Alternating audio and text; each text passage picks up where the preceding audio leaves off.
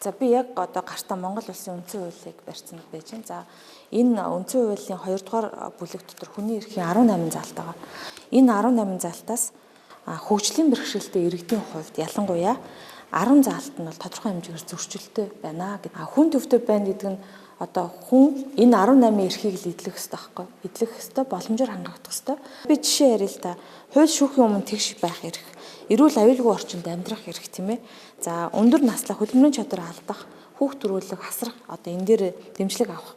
Эрүүл мэндэд хамгаалуулж эмнэлгийн тусламж авах эрх. Сурч боловсрох эрх. За улс төр эдийн засаг нийгэм соёлын амьдралд оролцох. Тэгээ энэ эрхүүд гээд ингээд халдашгүй чөлөөтэй байх эрх.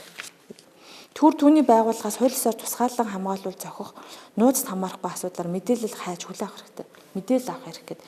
Энэ 10 асуудал хөгжлийн бэрхшээлтэй хүмүүсийн хувьд зарим талаараа бас биелэхгүй байна л гэсэн. Жишээл та нар боддоо зөрчлийн тухай хуулийн дээр жишээлбэл ийм хуулийг зөрчих юм бол иргэн ийм одоо хариуцлага хуулийн нэгэ заасан байгаа. Хөгжлийн бэрхшээлтэй хүний эрхийн тухай хуулийг зөрчвөл ийм байх ёстой гэдэг залт байхгүй.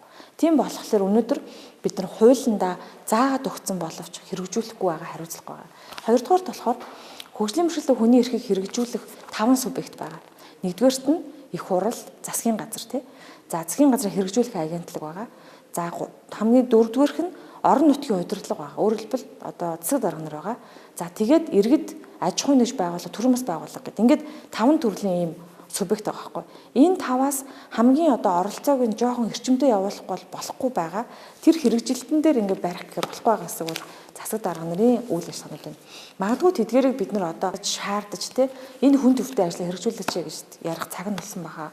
Ийм учраас засгийн газарт бид нар 25 төрлийн ажлыг хийх ийм чиглэлийг өгөхөөр тогтоолыг бол одоо байнгын ороор батллаа.